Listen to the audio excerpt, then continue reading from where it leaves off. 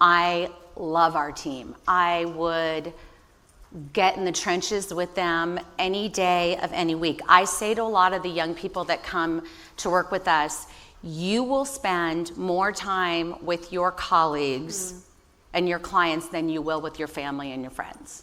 So I say that to say you better like the people and respect the people that you work with, because they are going to become your family, like it or not.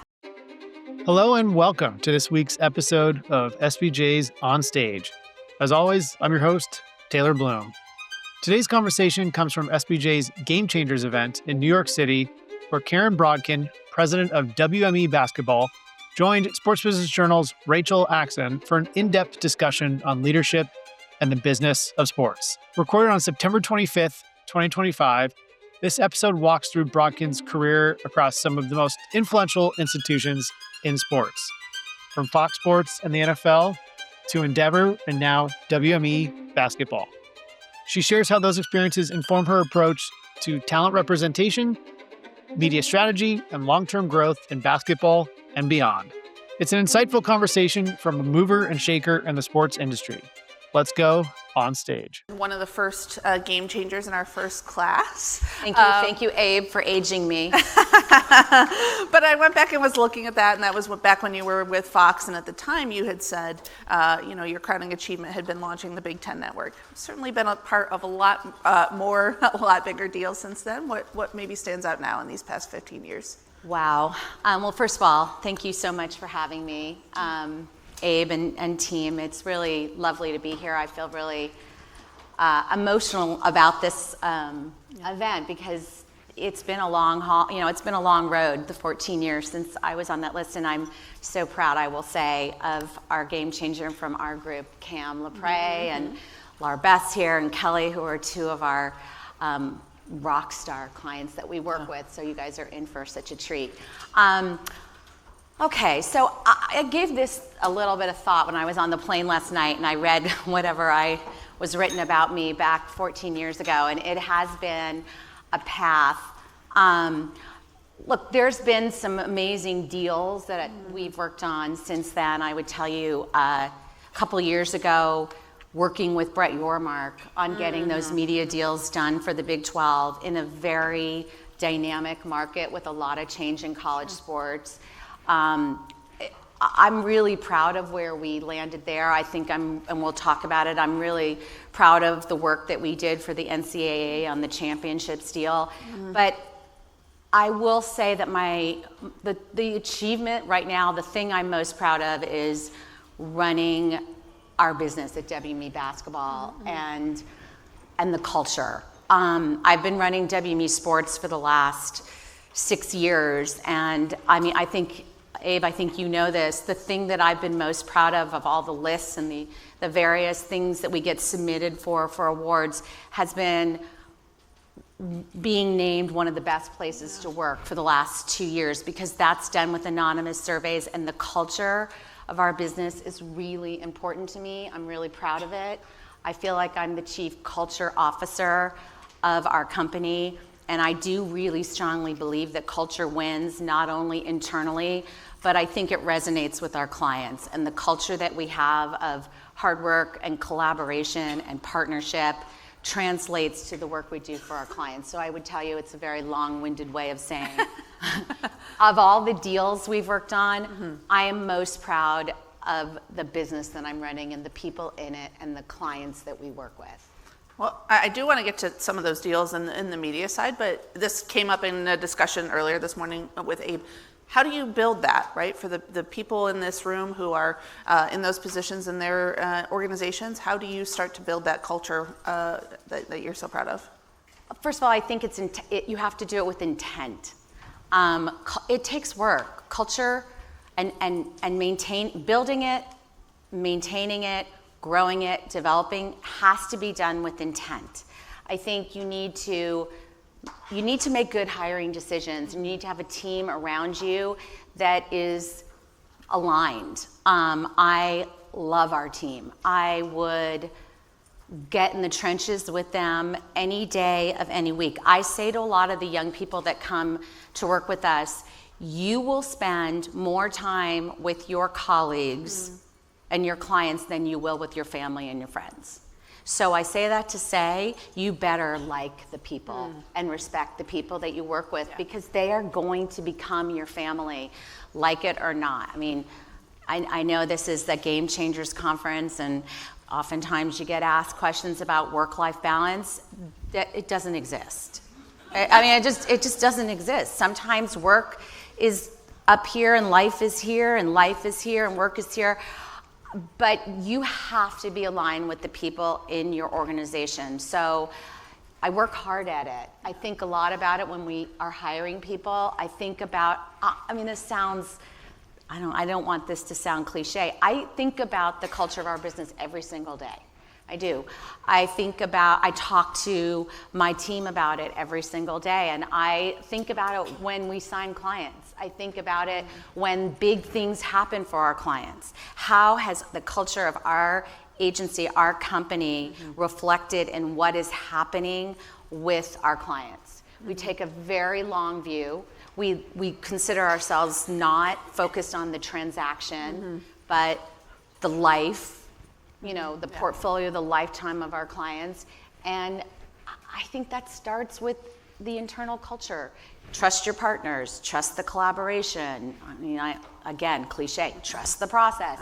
But it's with a lot of intent, I would tell you that. And the only things that really keep me up at night is if I think we're falling back on our values and our culture, or if someone's not on board, if they're not on the bus. Because if they're not on the bus, then I gotta be honest, they gotta get off the bus completely. And those are the only things that I lose sleep over. Yeah.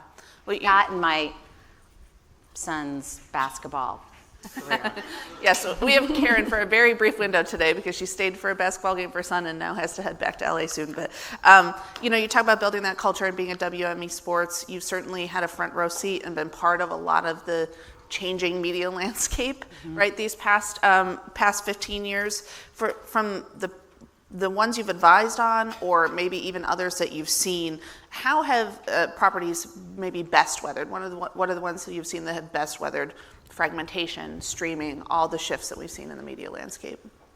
Well, first of all, I try really hard not to opine on deals that I didn't work on. I think there are various people who are very happy to talk about something that happened with the NFL or the NHL, and I really work hard not to do that, because as someone who works with properties, unless you're in it with them, you don't know what their mission is. You don't know what their priorities are. So to opine from the outside about whether that was a good deal, or if they left money on the table, or if they, I don't do that. So I would tell you, you will never see me quoted on someone else's deals. I would tell you, on the ones I've worked on, listen, it's not gotten easier out there. It's very competitive. There's more and more consolidation among the buyers. I think everybody waited for the streamers to get into it, and we've seen they all have very unique, specific strategies, and you have to understand what they are. You have to be a good listener. You don't get to tell, as someone that represents properties, you don't get to tell the media buyers what their strategy should be. That's where you lose the room. Yeah. They tell you what they're interested in. They tell you what their strategy is, and I would tell you they all have a strategy of making money.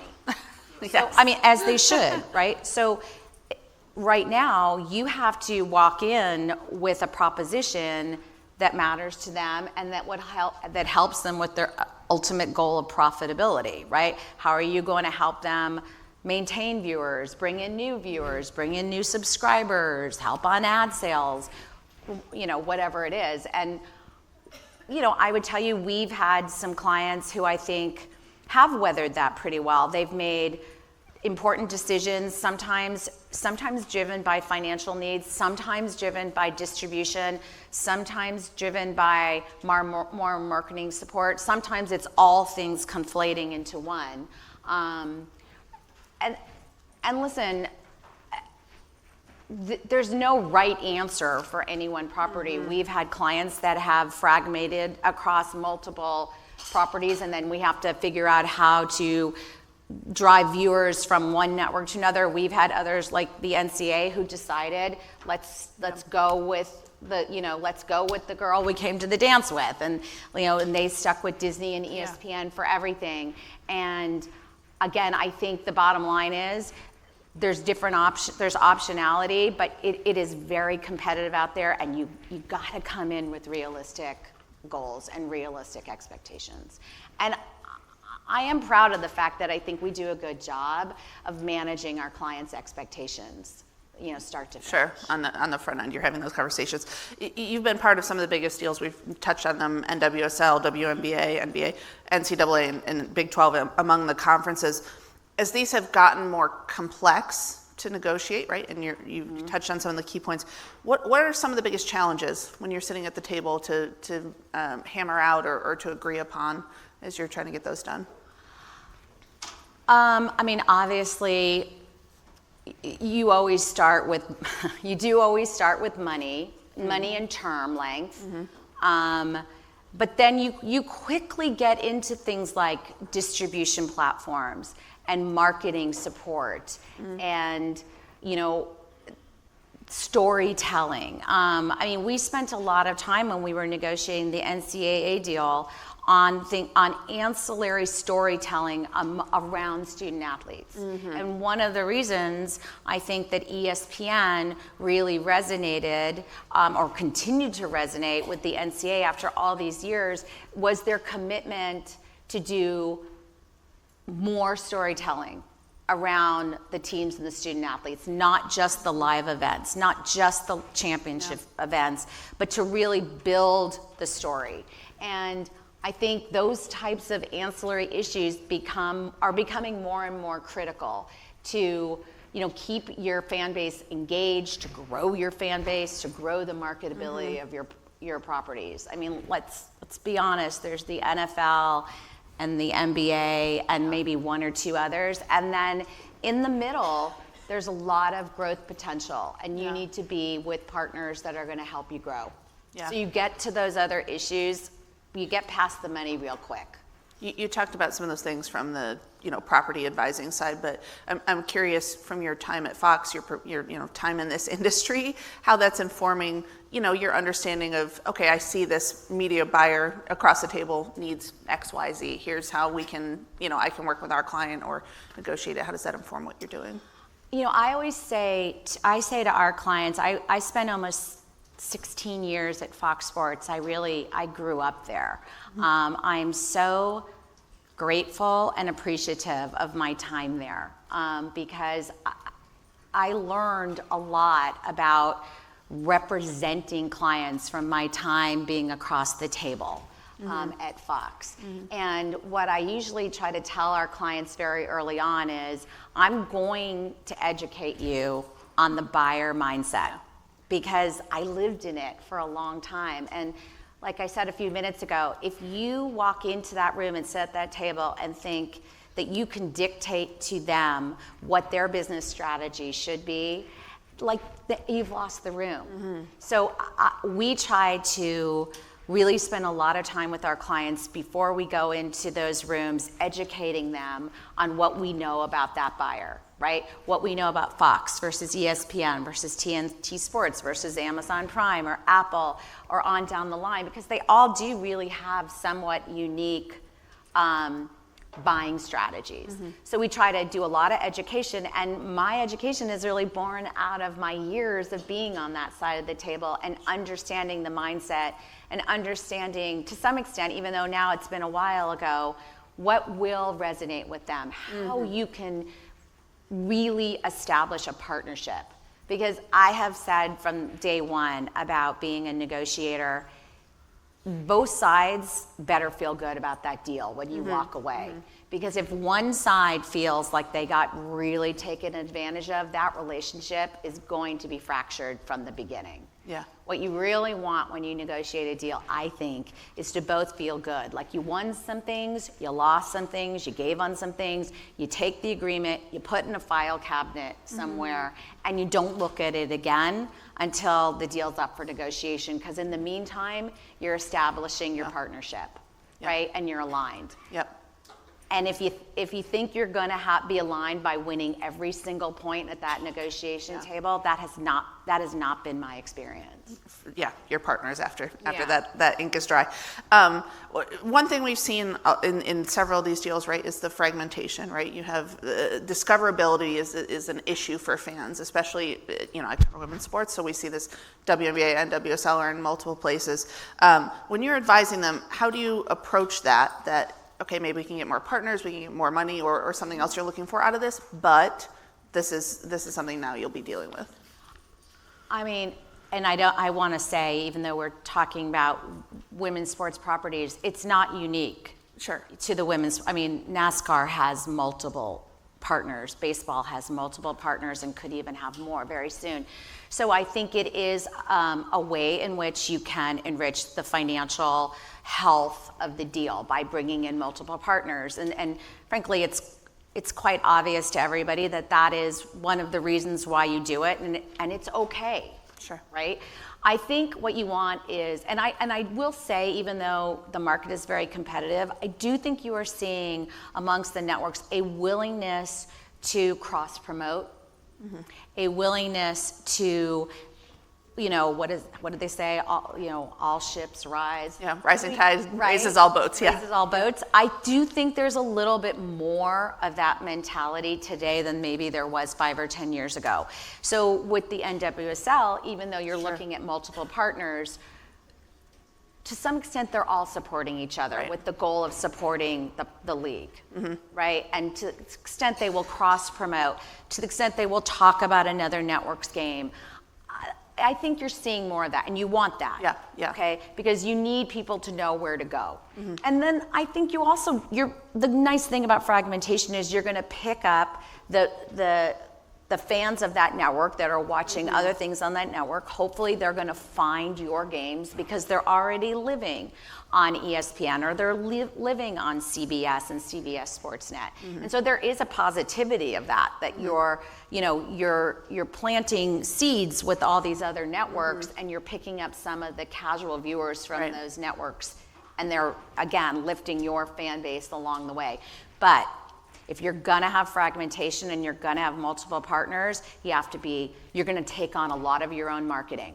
And we say that to the NWSL, we've said that, to other partners of ours that have had multiple partners. It really does mean that you as the property cannot solely rely on your network partners to market. You have to invest in your own marketing to get people to find you. Come where you are and live where you are, even if where you are is 3 or 4 or 5 different networks. Yeah. Well, and to your point on the cross promotion, that behooves everybody. The more fans you have following, the more fans are coming to your network. You've touched on the NCAA agreement where you represented the NCAA and the extension for the championships when that was being negotiated, and there was a Kaplan report. There was a lot of discussion at the time about the merits and the value. I think it was like 81 to 112 or something like that annually, of breaking off the women's tournament. They ultimately decided not to. Now that we've had a couple years under this new one, how is it looking? How do you look back upon that deal and what it took to get it done that way? It's funny. In 2011, I thought to myself, won't it be great when we get to a point in life where no one will ask you what's it like being a woman working in sports? Like that's the gold standard. I now think, won't it be great when we get to a point where people aren't second guessing the NCAA deal and the women's basketball tournament? What I would say is this. The growth of those championships, be it the women's championships that are part of the package or the men's, there is a marriage between the property and the distributor, and both of them have a responsibility, but they also deserve kudos for helping the growth. because one doesn't happen without the other, right?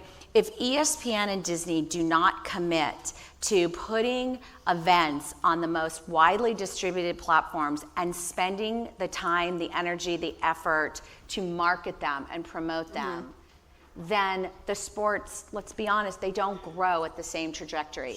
And if the properties don't commit to supporting the student athletes and the storytelling, and by the way, I'm a big believer because I have a hybrid role of doing media deals and media strategy, but also representing, running an agency that represents some of the best male and female athletes in the world. What's happened in these years of NIL, and there are no better stories, to be honest, than female student athletes, is they are so marketable. They are so active on social. They are coming to their teams and their sports with big followings. So this marriage between the distribution that's provided by the networks, the student athletes, the support of the student athletes by the NCAA, what I would say is a couple years in, that is a really strong relationship. It's a really strong relationship financially. We said this at the time that the deal was announced. I think Charlie Baker said it. Hillary Mandel, my partner, and I said it when we were asked. We knew what the market would bear. The fact that the deal was done with the incumbent does not mean that we didn't know what the market would bear for different portions of that package. We did.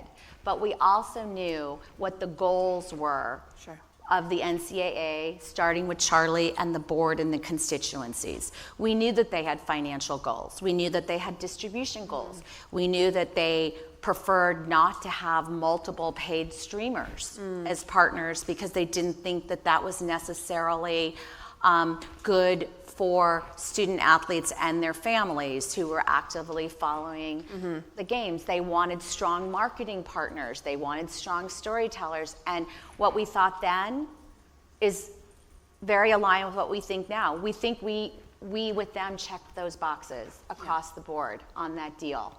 So I hope ESPN, I think they feel really strongly about the relationship. I know the NCAA does, and I think the proof is in the numbers, which have gone up every year for not just the women's basketball, but for volleyball and the World Series and other parts of that package. I would say the other thing that I shouldn't be remiss on missing this, we didn't want to leave anyone behind.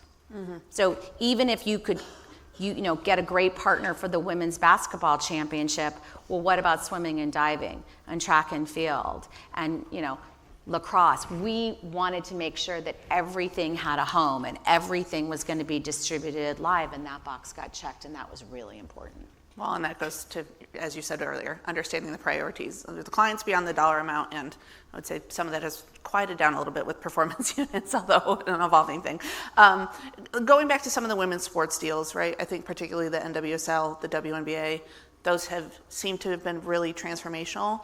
What impact have you seen those having, and what's the potential for those media deals in the future to unlock further significant or bigger growth? Well, I think the obvious, you want the athletes to get paid more money. The more the media partners are paying the leagues, the more the athletes make. I mean, that's just is, right? It's true. It's as true for the NBA as it is for the WNBA. I think you want to see the facilities get better. You want to see everything that the media dollars can make happen. You want to see happen. I think you've seen the sponsorship grow. I think you've seen the commitments from really strong blue chip brands growing over the last couple of years. I don't think that that's coincidental. I think with strong media partners comes strong investment on the sponsorship side. You're seeing more and more brands, blue chip brands, investing in the W or the NWSL and not spending necessarily in the NBA or MLS, which I think is really interesting, right? I mean, obviously we want the NBA to be really healthy. We want MLS to be really healthy too, but this isn't a zero-sum game. Believe there's plenty of money to go around from the sponsorship partners. And so I think I think those things are tied, right? I think you see strong viewership numbers. I think you see stronger sponsorship numbers. I hope we continue to see salaries go up across the board, but in both of those sports, I think you're seeing obviously you're seeing the franchise values. Yes. For the new clubs. I mean, it's not a business that I work directly in, but they're very, very well reported, and you do not see that slowing down. Yeah. Right? I think there is scarcity, and when there's an opportunity to own a new WNBA team or a new NWSL team, you see a line of people with their nose pressed against the glass that says, let me in, let me in. And I mean, that's amazing. Yeah. And to the extent that the media deals played any part in that at all, I mean, I'm honored to have been part of that. Yeah.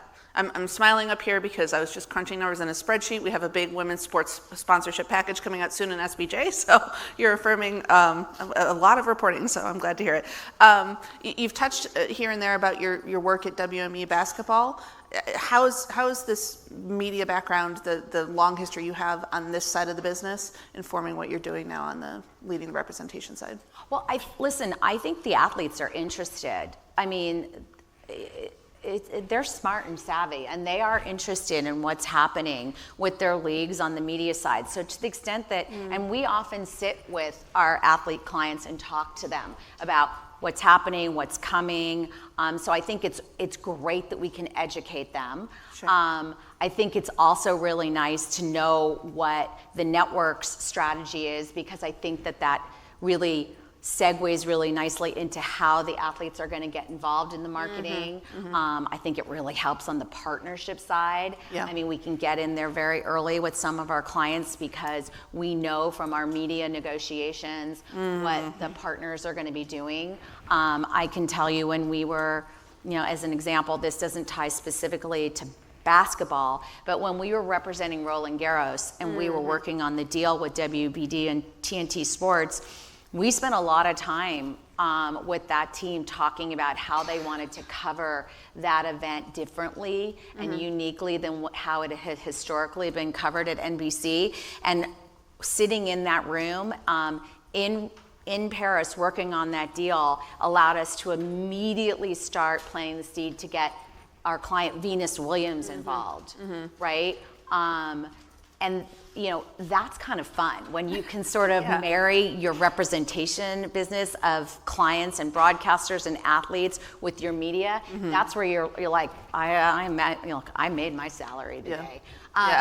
But it's helpful to have a 360-degree view of your sport. I say a lot of times, I would tell you this, especially in basketball. When I think about the things that we as a company touch, we've advised the NBA and the WNBA. We've represented 8 or 9 different NBA teams, both on media and sponsorship and naming rights deals. We represent, I don't even know what the number is at this point, but a significant number of top NBA players and WNBA players. We've advised brands. I mean, we are touching a lot of the ecosystem of basketball, and having that 360-degree view cannot be a bad thing. Yeah. You guys have some of the biggest names in basketball: Luka Doncic, Anthony Edwards, Sabrina Ionescu. We could go through them. When you're working with them, how are you thinking about the brands they're building, from obviously being top of their game in their sport, but then culturally relevant in fashion and in other areas? Well, I'm sure that LB will talk about this later this afternoon because she is she is the absolute GOAT when it comes to this. Listen, I think you have to take the long view, because what an athlete wants changes over the course of their career. And often early on, they need and want to focus on basketball. Sure. So if you're trying to constantly wedge them into sponsorship partnerships and shooting dates, and it just doesn't work. Like that's very transactional. And I would tell you, we pride ourselves. Look, believe me, I'm running a company and we need to make money too. Yeah. Right? I have ownership and fiduciary responsibilities, but I also feel that we have very significant responsibilities to our clients to take a long view on their career. Yeah. We like to say that we like to get in very early, and you guys probably know in basketball, I mean, we are signing players that are 15, 16 years old. I mean, they're in high school. We're with them from their sophomore year in high school. We hope well into retirement. Sure. Right? We hope that we are representing players the way we're today representing Candace Parker. Right? I mean, who is still one of our premier clients. Sure. After her playing days are over. But if you're going to do that, then you have to take a long view about their business and what's right for them. You have to be a good listener. It has to be authentic. And what's right for one player isn't right for another player. Trust me, if it's not an authentic partnership, it will not work. Yeah. But you figure out what they love. If they love fashion, then we really work hard to bring them a fashion opportunity. If they like gaming, if they like cars, we spend a lot of time talking to our clients. And I would tell you, we also bring our marketing agents around the table, and they know the clients, and the clients know their team, so that they understand what they're selling, right, when they're in the rooms with the brands. And authenticity is key, and evolving with your client. And again, not to be repetitive, but thinking in terms of not the immediate transaction, but what is good and right and authentic, the long view throughout their entire careers. Yeah. Last one, and I'll sneak it in under the wire. We started with you being in the Game Changers class 15 years ago. If we look ahead to the 30th class, what are some of the things on the media landscape that are going to be issues for the years to come? Well, I don't see it getting easier. I see it continuing to be really competitive. College sports is just one of those things that just when you think it's all settling down, it'll surprise you. So you better buckle up and be ready for change. I think we are. Yeah. We're excited about it still. Listen, I'm not. I even on days where I say, God, there are easier ways to make a living than trying to close these deals, I still really love it, because at the end, you get to turn on your TV or your computer and see the value proposition. And it's still exciting. It's exciting to find new homes for properties. It's exciting to represent IndyCar and bring them to Fox and see what's happened to IndyCar this year with that partnership. Yeah. So I do look forward to more of those deals in the future. But I would tell you, I mean, the gray hair is not by accident. Earned honestly. Thanks for listening to this episode of On Stage. If you enjoyed this conversation, be sure to subscribe, leave us a review, and share it with colleagues who care about leadership and the evolving business of sports. Here's a thought to consider. How can leaders leverage experience across multiple sectors, league, media, agency, to create smarter strategy and broader impact? I'd love to hear your perspective. Send me a note at tbloom@sportsbusinessjournal.com. We'll be back in 2 weeks with another conversation from the stage featuring leaders shaping the future of sports. Until next time, stay tuned and stay ahead. This is On Stage.